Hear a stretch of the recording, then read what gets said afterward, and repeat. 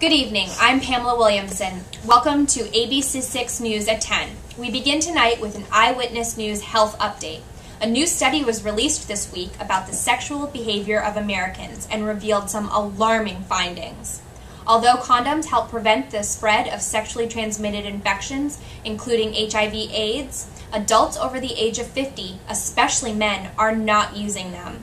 Eyewitness News reporter Sarah Levine has the details of this dangerous trend.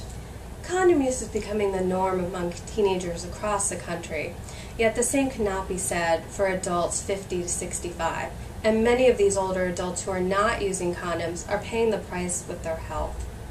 Today I sat down with a woman who told her heart-wrenching story.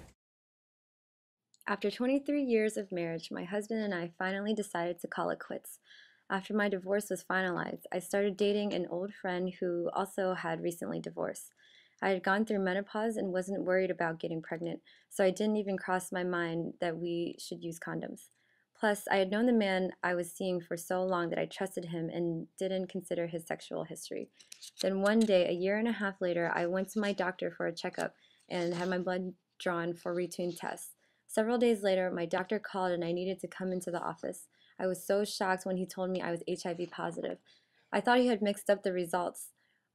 I don't think any 63-year-old imagines herself in that situation, but it happened to me, and I realize now that it can happen to anyone no matter what age they are if they don't use condoms. Although this story is shocking, unfortunately it is not uncommon. There is evidence that the rate of HIV infection is rising among older adults.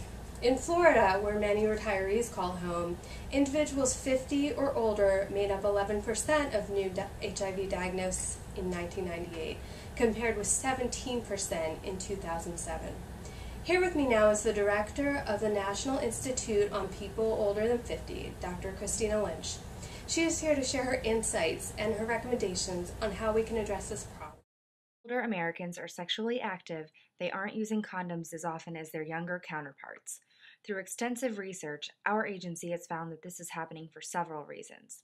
First, older Americans know less about HIV/AIDS than younger people do. They do not always know how it spreads or the importance of using condoms. In fact, of all age groups, older adults tend to be the least knowledgeable about HIV and its ability to affect people of all races, ages, and sexual orientations. This is because many came of age before the emergence of HIV/AIDS and targeted prevention campaigns. Second, healthcare workers and educators often do not talk with middle-aged and older people about HIV/AIDS prevention. Many may incorrectly believe that older people aren't having sex, or they may just simply feel uncomfortable talking about sex with someone who is older than them. Third, many older adults view condoms simply as mechanisms for contraception rather than sexually transmitted infection prevention. Because of these factors, many older adults engage in risky behavior unknowingly.